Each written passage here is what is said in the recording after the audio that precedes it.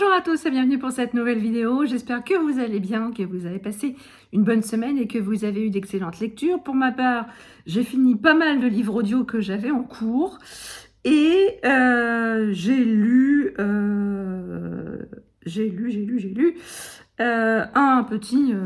petit poche. Hein, voilà. D'ailleurs, je commençais par vous parler avec celui-là parce que c'est celui que j'ai commencé tout de suite après le Karen Gable. J'avais besoin de, comment dire, de quelque chose d'un peu léger. Et donc, du coup, je suis partie là-dessus sur Mini Accro du shopping de Sophie Kinsella aux éditions Pocket. Sophie Kinsella qui nous a quittés l'année dernière. Fais coucou à la caméra, voilà. Alors, je ne sais pas si vous connaissez cette série de L'accro du shopping qui a eu énormément de succès il y a une bonne dizaine d'années de ça, parce que celui-ci, je crois qu'il est paru en 2012. Quand c'était la grande période de ce qu'on appelle la chiclite, la littérature de poulette, littéralement parlant, c'était voilà, des comédies assez... pour certaines assez drôles hein, d'ailleurs. Et Sophie Kinsella avait marqué les esprits avec sa saga L'accro du shopping. Donc ici, on va retrouver Becky Brandon, nom d'épouse, avec sa fille Minnie, 2 ans, qui, comme sa maman, aime bien le shopping, on va dire ça comme ça. Le roman s'ouvre sur le baptême de la petite, sauf que le papa, Luc, n'était pas présent lors de la cérémonie. Il était sur une grosse affaire et effectivement, on apprend assez rapidement que la banque londonienne a fait faillite. Donc du coup, il va falloir se serrer la ceinture. Et voilà-t-il pas que Becky décide d'organiser une soirée surprise pour l'anniversaire de Luc quelques semaines plus tard. Sauf que Luc n'aime pas fêter son anniversaire. Donc elle essaye, tant bien que mal, elle part du principe qu'elle va réussir à lui organiser une soirée surprise, toute seule, malgré le contexte financier. Parallèlement à ça, Luc veut absolument engager une nounou parce que Minnie a des accès de furie incontrôlables. Bon, en même temps, c'est une enfant de 2 ans. Hein. Mais bon, ils se sont quand même fait virer de plusieurs centres commerciaux à cause de ça. Enfin bref, elle est marrante quand elle fait ses petites crises, mais... je crois que le pire, c'est la réaction de la maman, quand même, qui est assez drôle. Donc, du coup, on va suivre cette famille pendant toutes ces péripéties.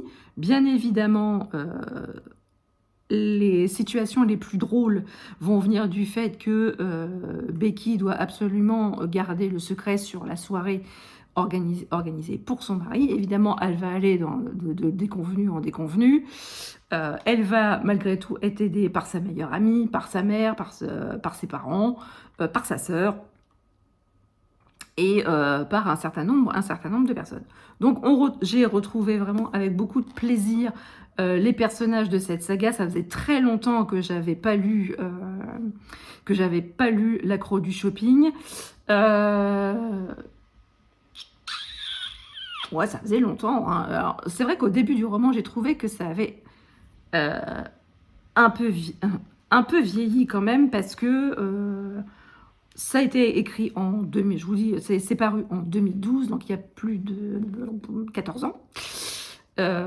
Et effectivement, je ne sais pas si ce livre sortait maintenant, si ce serait aussi drôle à l'heure actuelle qu'il y a 14 ans.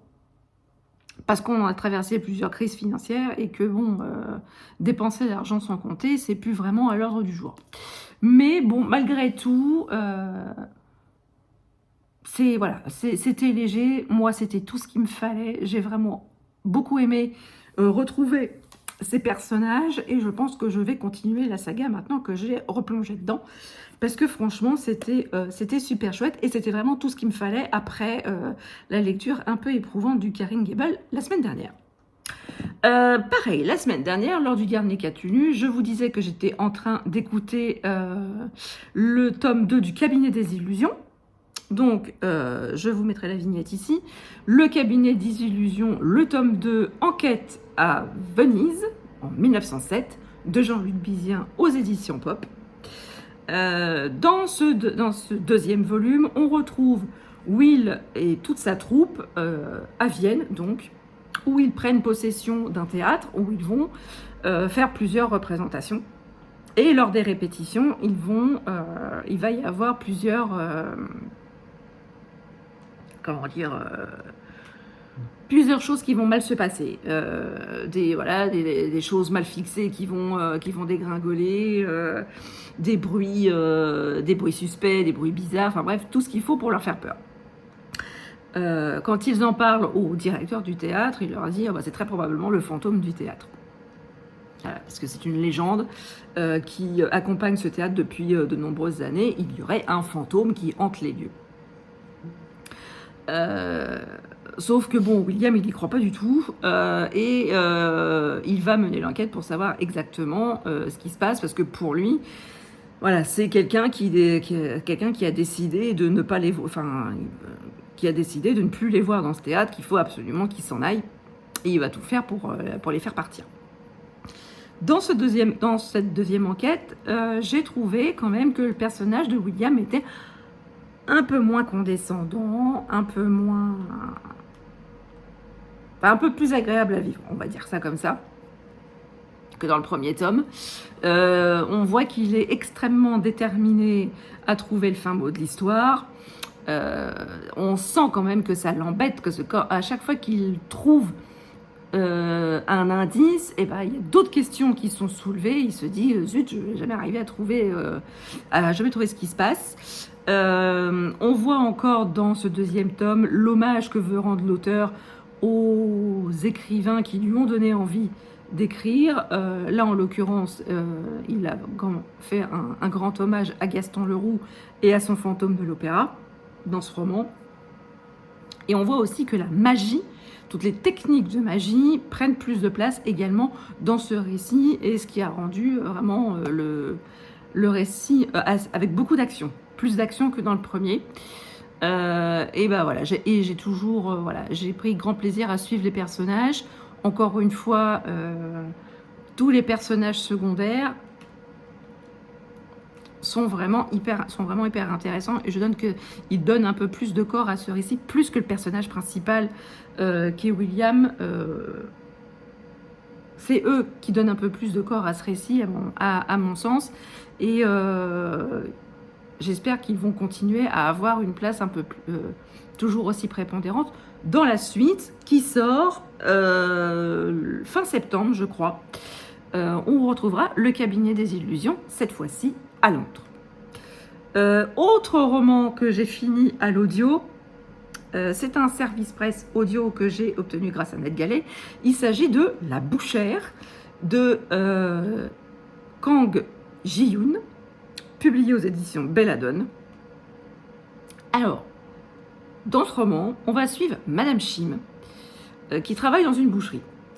Quand le roman s'ouvre, elle travaille dans une boucherie, sauf que la boucherie ferme. Et comme elle a 2 enfants dont il faut qu'elle subvienne à leurs besoins, ils sont tous les 2 encore en âge d'étudier, donc elle va éplucher les petites annonces et va tomber sur une annonce de la fameuse agence Smile qui recherche quelqu'un. Donc elle va se présenter et quelle ne fut pas sa surprise en se rendant à l'entretien d'embauche où on lui annonce que c'est un emploi de tueur à gages. Donc Madame Shim de Bouchère va se transformer en tueuse à gages et en tueuse à gages qui va se faire rapidement une très très bonne réputation. Donc dans ce roman, on va suivre, dans chaque chapitre, on va suivre beaucoup de personnages. Il y a intérêt à suivre. Il y a beaucoup de personnages et au fur et à mesure que les chapitres se passe, on s'aperçoit que ces personnages ont tous plus ou moins un lien avec Madame Chim. Il y a quand même toujours un fil rouge hein, dans ces histoires, mais on a vraiment beaucoup de personnages dans ce roman. Et on arrive à la fin, et là je me suis dit, ouais, bah tout ça pour ça. Je trouve que c'est un peu exagéré de le catégoriser en thriller. En roman noir, peut-être. Bien que j'en ai lu des plus noirs que ça. Mais voilà, je me suis pas attachée au personnage. Voilà, bon, à l'audio ça passe, hein, parce que la voix des deux, la voix féminine et la voix masculine pour les personnages à la fois féminins et masculins, bah ma foi, il passe très bien. Néanmoins, le corps de l'histoire, ça m'a pas hyper convaincue. Donc, je sais pas si vous l'avez lu, dites-moi dans les commentaires si vous avez lu ce roman, et ce que vous en avez pensé. Mais en tout cas, je trouve que, bon, ça se lit, mais c'est pas non plus... Je cherche encore la fin. Enfin, la fin, le but, hein, le but de l'histoire. Parce que, bon, c'est pas mauvais, mais je m'attendais à plus noir que ça, en fait. C'est pas une déception, mais voilà, je m'attendais à autre chose, grosso modo.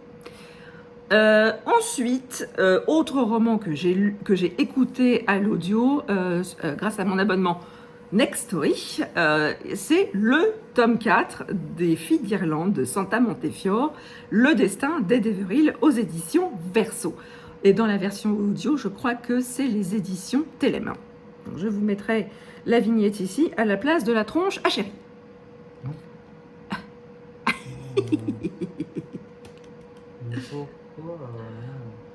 J'essaierai de le mettre au-dessus de ta tête. Oh là là, on verra ta tête, t'inquiète. Oh là là.